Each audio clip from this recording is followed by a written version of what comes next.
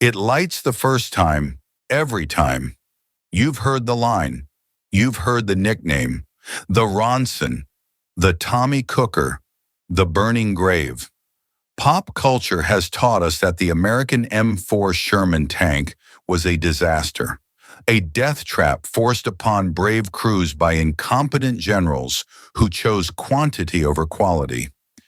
We are told that to step inside a Sherman was to sign your own death warrant, while the Germans prowled the battlefield in invincible Tigers and Panthers.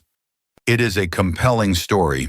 The underdog Allied soldiers fighting against superior Nazi engineering. But there is a problem with this story. It is almost entirely false. The Ronson slogan? It didn't exist in World War II. The company didn't use that tagline until the 1950s. The death trap reputation? It comes largely from a single book written by a maintenance officer who only ever saw the tanks that failed, never the thousands that broke through. The M4 Sherman was not a mistake. It was a masterpiece of industrial warfare. It was a tank designed to win a war that spanned the entire globe, from the hedgerows of Normandy to the jungles of the Pacific. Today, we are going to dismantle the myths. We are going to look at the data, and we are going to reveal how this inferior machine actually crushed the pride of the Wehrmacht. To understand the Sherman, you first have to understand the United States in 1942. The U.S. wasn't just building an army for itself, it was building an army for the world. The British, the Soviets, the Free French, they all needed tanks, and they needed them now.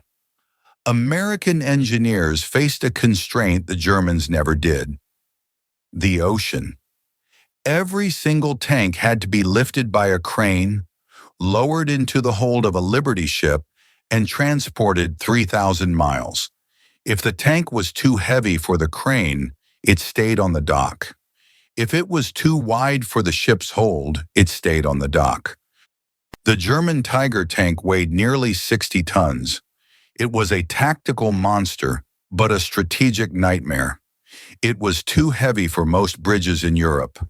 It guzzled fuel at a rate that crippled German supply lines.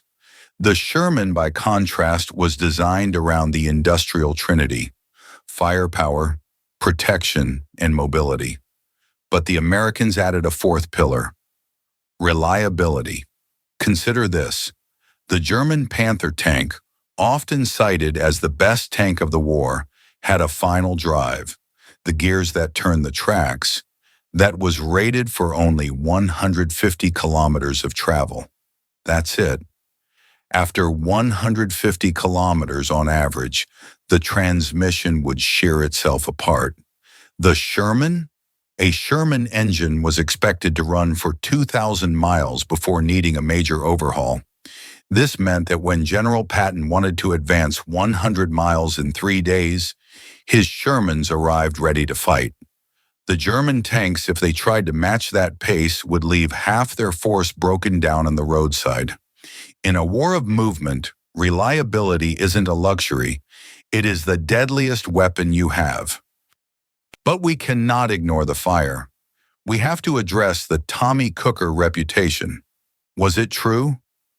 In 1942 and early 1943, yes, it was. Early Shermans had a fatal flaw. But it wasn't the gasoline engine. German tanks used gasoline too. The problem was where they put the ammunition. In the early models, shells were stored in the sponsons, the high shelves directly above the tracks. This was the thinnest armor on the tank. If a German anti-tank shell punched through the side, it hit the gunpowder. The result was a catastrophic fire. His is where the myth originated. Belton Cooper, a liaison officer for the 3rd Armored Division, saw these wrecks. He wrote a memoir called Death Traps that cemented the idea that the Sherman was garbage. But Cooper was a recovery officer. He only saw the tanks that had been destroyed. He never saw the thousands that completed their missions. More importantly, he ignored what the Army did next. The U.S. Army Ordnance Department analyzed the burn data. They realized the ammo was the culprit, so they moved the ammunition to the floor, the safest part of the tank, and surrounded the racks with jackets filled with water and glycerin. They called it wet stowage. The effect was immediate and dramatic. By 1944, a wet stowage Sherman was statistically one of the safest tanks in the war to serve in. If it was penetrated, it rarely burned. And because the Sherman had large, spring-loaded hatches, crews could bail out in seconds. Compare that to the T-34, where the hatches were heavy and often jammed, or the Panther, which took precious time to escape. The Ronson was a myth born of early errors that were fixed, but the reputation lingered longer than the flaw. Now let's talk about the gun, the 75mm M3. Critics love to point out that this gun could not penetrate the frontal armor of a Tiger or a Panther. And they are right, it couldn't. So why did the Americans keep it for so long? Were they stupid? No.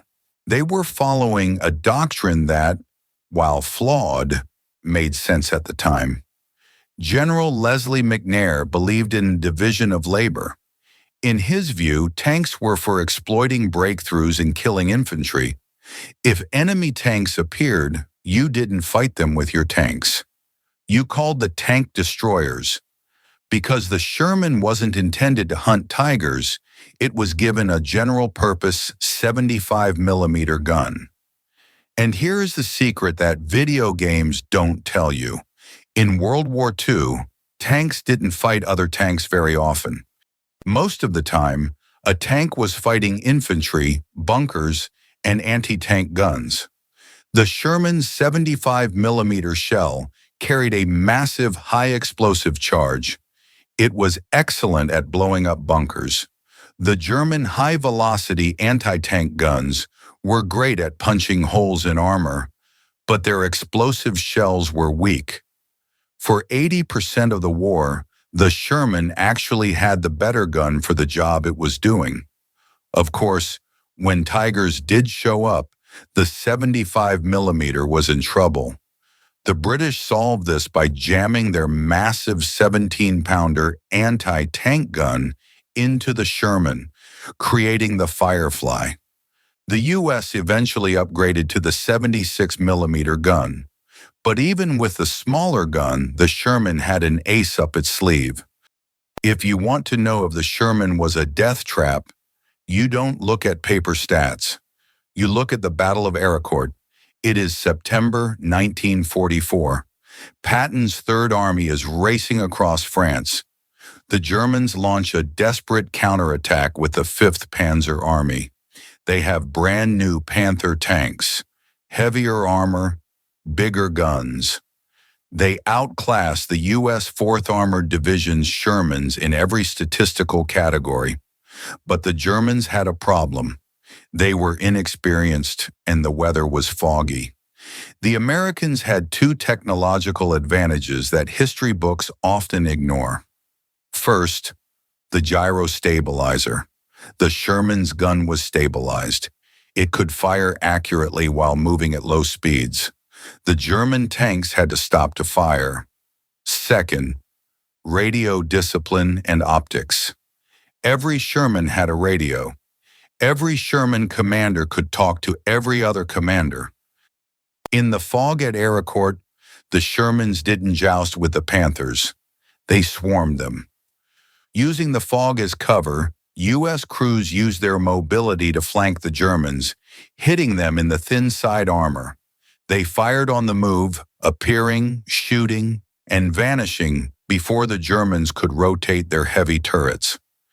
Major General John Wood and Colonel Bruce Clark directed a masterclass in mobile warfare. Read those numbers again. The inferior Shermans inflicted a nearly 4-to-1 loss ratio on the superior German armor. Arracourt proved that the tank is only as good as the crew, the tactics, and the logistics behind it. The Panther was a formidable duelist, but the Sherman was a war winner. So why does the myth persist? Why do veterans swear that tigers were everywhere? It's called tiger psychosis. To an Allied soldier, every German tank looked like a tiger. The German Panzer IV, which was the most common tank, had a similar boxy shape. In reality, tigers were incredibly rare. In the entire Normandy campaign, from D-Day to the liberation of Paris, U.S. forces encountered tigers only 3 or 4 times. Most Sherman crews went from the beaches of Normandy to the Elbe River in Germany without ever seeing a tiger tank. They fought Panzer IVs, Stug assault guns, and infantry. The duel of the titans that we see in movies like Fury was the exception, not the rule.